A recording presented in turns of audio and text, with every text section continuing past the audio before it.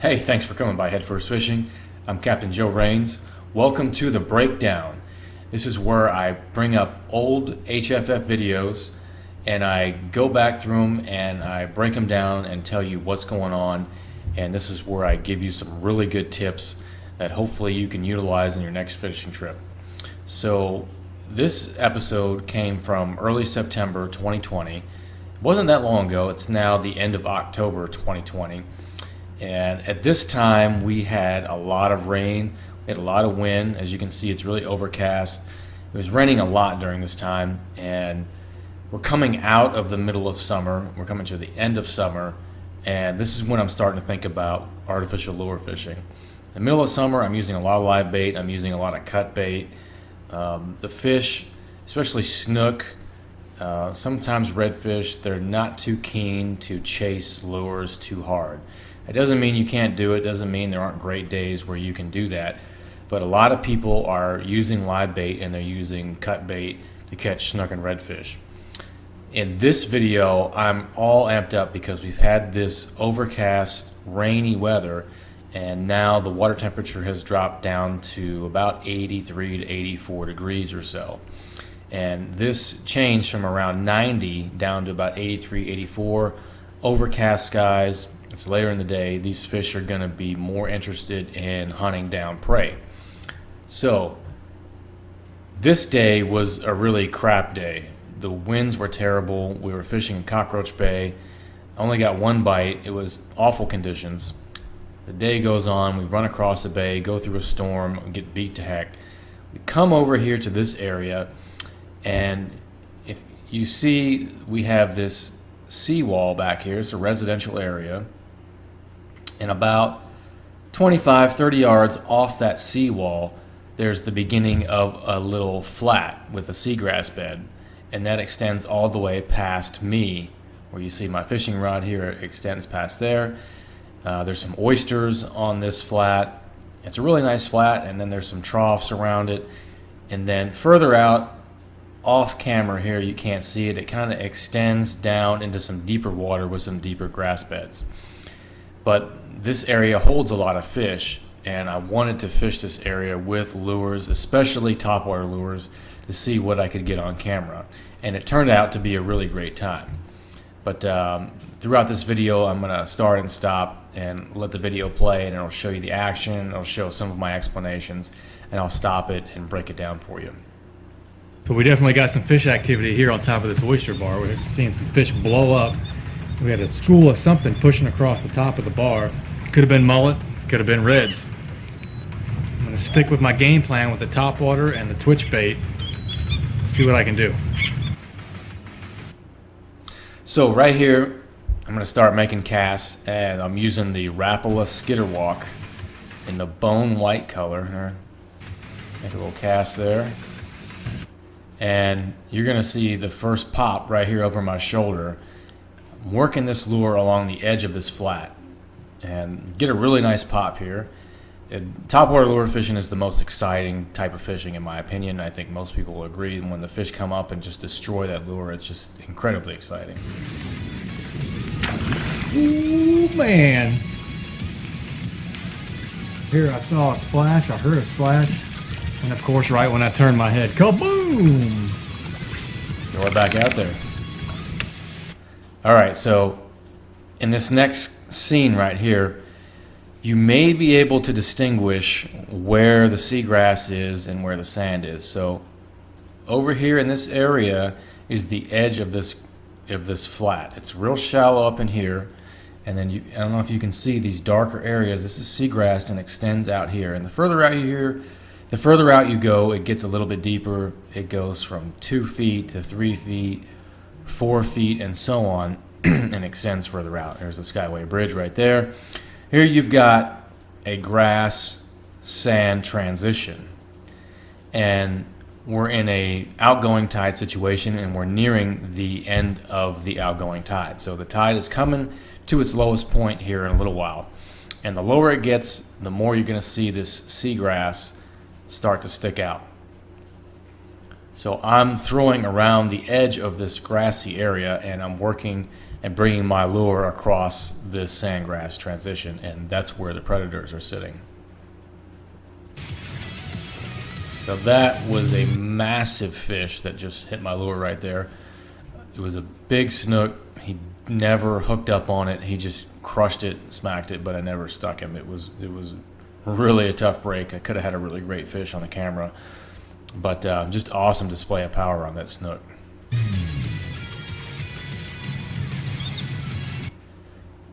So the retrieve on these lures is the walk the dog retrieve. It's been around forever, and basically you're just snapping the rod in a nice steady cadence, and you're picking up the line at about half as fast or 3/4 as fast as you're snapping the rod. The rod is somewhat interrupting the turn of the handle on the reel, and you just keep on going, and it makes that lure dart back and forth, and it looks like a wounded bait fish. And the predator fish, if they're in a feeding mood, they usually can't turn it down. Ooh! That sounds like I got punched in the chest there. Oh, oh my God! Break my heart. I set the hook too early. I don't think you would have had it. Speed that up a little bit. I hope you're enjoying the nice guitar shreds. Gotten bit over there. So I'm throwing it back. You can see the lure coming right here. Just working it back over the little slope, the slope of this shallow flat into the grass, and we have a little bowled out sandy area right here. The predators are sitting here cruising right down the slope and right here on this sandy edge with the grass. You work that lure back across there, and kaboom. Success. It's a nice snook, not a huge one. Fun size snook. So let's speed that up and get him to the boat. All the way. Not a monster, but hey, I worked my butt off for that one. There's that bone white skitterwalk right there. A skitterwalk, never go wrong with white. And that's the truth. A lot of people get excited about different colors, and there's a few colors that I like, and I think natural colors are the best. You want to imitate natural prey. There's a few situations where having unnatural colors may work to your advantage. Like I have some gold, some flashy gold lures, or something with some stripes to add contrast and stuff like that during, murky water situations. That may help you.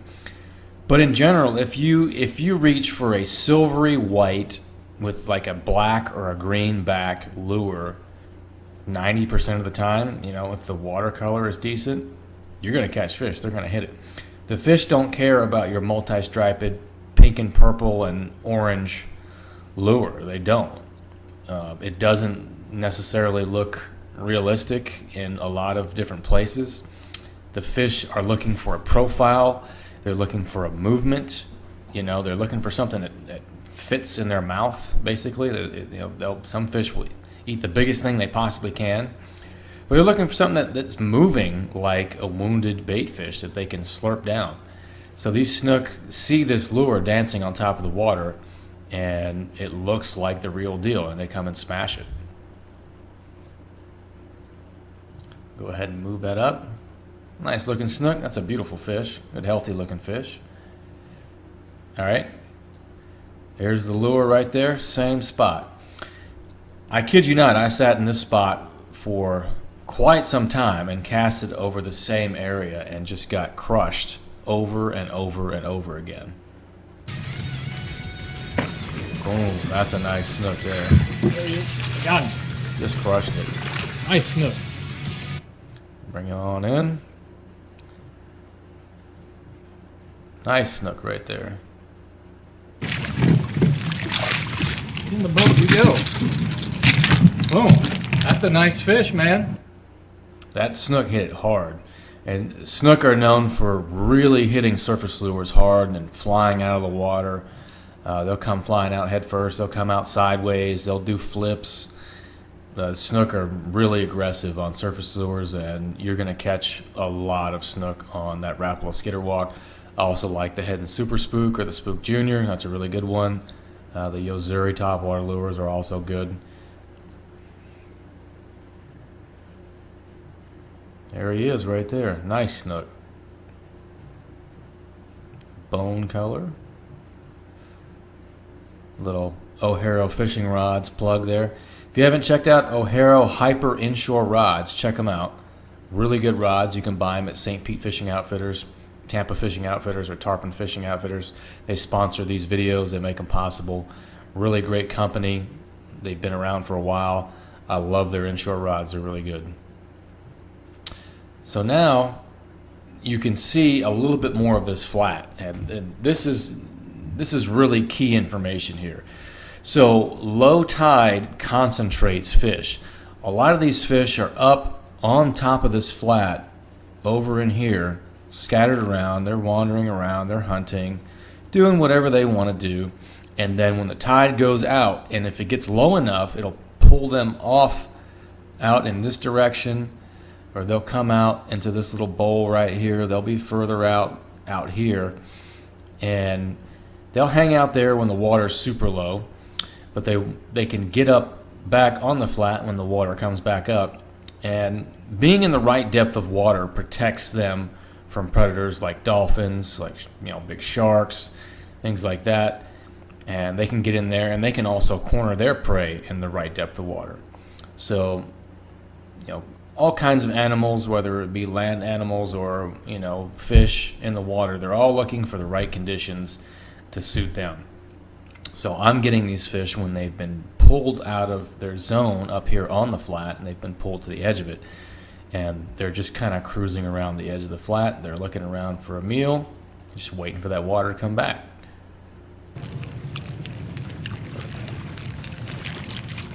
So you can see even the bait fish, that's a school of mullet right there, they're being forced to the outer edge of the flat. So there'll be predators taking advantage of that.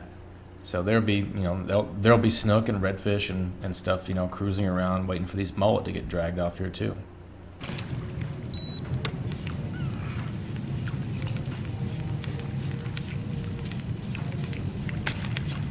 Nice fish there.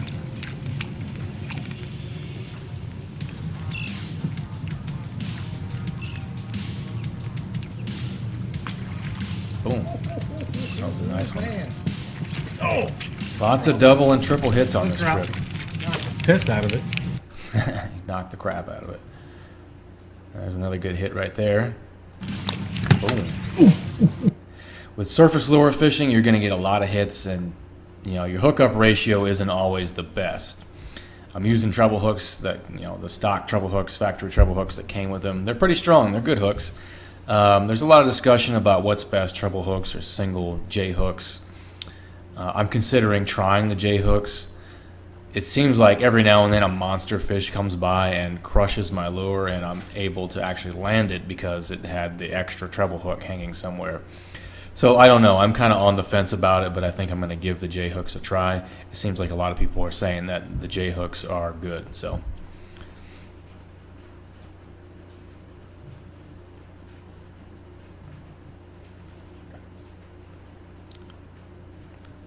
I'm going to make a cast.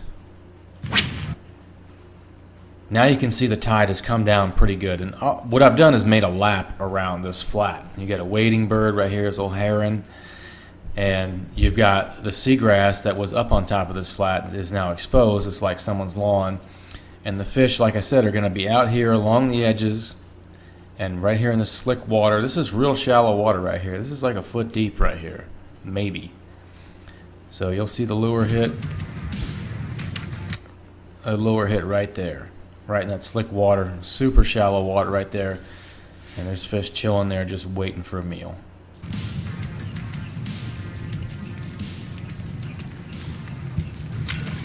Ooh. Oh, there he is. Got it. Nice fish. So the tricky part with these topwater lures is detecting when the fish actually has the lure. So they'll blow up on it and you think, oh man, I got him. But, he may have just smacked it. He doesn't actually have it. He may come back and hit it again. So the key is to remain calm. That's the trickiest thing, and they've gotten me 100 times. But you just keep on working that lure despite the fact that the fish just knocked the crap out of it. And whenever it starts to feel slightly hung up or heavy, that's when you set the hook. You don't set the hook when the fish blows up on it. And I'm guilty of doing that. You know, pretty much every fisherman that has ever done topwater lure fishing is guilty of setting the hook at the wrong time. But you just keep on working that lure, and if he misses it, keep on working it like normal, and sometimes they'll come back and hit it again. But I stuck this fish, and this is a nice redfish. And we'll speed the video up and bringing him on by. Nice little redfish. Smoke that surface lure.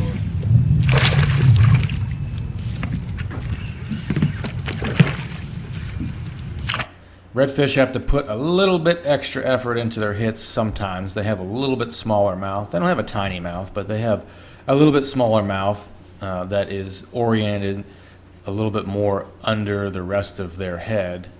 And, you know, a snook has that great big open mouth that acts like a vacuum. And it's more oriented forward and upward as a part of their head, whereas redfish, their mouth is oriented a little bit lower, which helps them, you know, push through seagrass and through mud and stuff like that and find crabs and shrimp. But they are a versatile predator. They do have a decent-sized mouth, and they can come up and catch prey like mullet, like sardines and other things like that. They can catch them fairly well, so it's not a problem. But sometimes they have to hit it a little bit higher out of the water, and it is kind of cool to see them come up out of the water and hit your bait.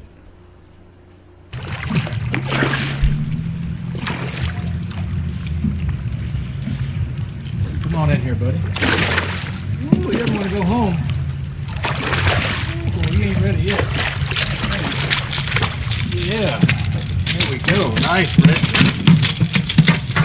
Right up there in the shallow water. Nice red. You see, he got that lure real good. I've heard some people try to make the argument that redfish are just bottom feeding and scavenging. I've heard tons of people try to make the argument that these different predator fish, they caught it on the bottom, they caught it on cut bait, it's a scavenger. Most predator fish will scavenge. Snook will scavenge, redfish will scavenge, largemouth bass will scavenge. But they will absolutely hunt down prey most of the time. If they find a fresh meal just lying on the bottom, then sure, why not? But as you can see, this redfish came up and smacked this surface lure with no problem, and I caught him.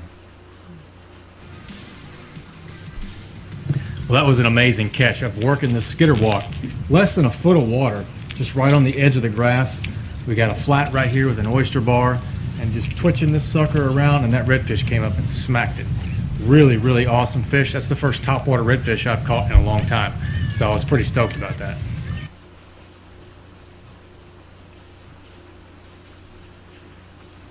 Okay, finally we complete the inshore slam. I get a speckled trout. There was a lot of trout around this area. They hit the lure actually a lot. I just didn't catch that many of them, but it was littered with trout. There he is. Nice fish right there. Let's speed it up. I've had about 10 different strikes from these fish, and they just kept missing it, knocking it out of the water. Absolutely beautiful trout. That's a healthy one. Now you can see this flat here. I mean, it's dead low tide. You have all this exposed seagrass. You could walk across here no problem. All these fish are hanging out around the rim out here, out in this zone. Tons of fish have been pulled off this flat, and they're now ripe for the picking all around here. So again, the key to remember is that low tide will concentrate these fish, and I'm getting them out and away from some of that seagrass, because when they're up on that seagrass with this type of fishing, with, you know, a surface lure with treble hooks, you're going to snag a lot of grass. But since they've been pulled off there, they're in deeper water, I can fish for them without too much trouble. He's probably about 17, 18 inches. Let's put him back in the water. Nice little release shot there. That's a pretty trout.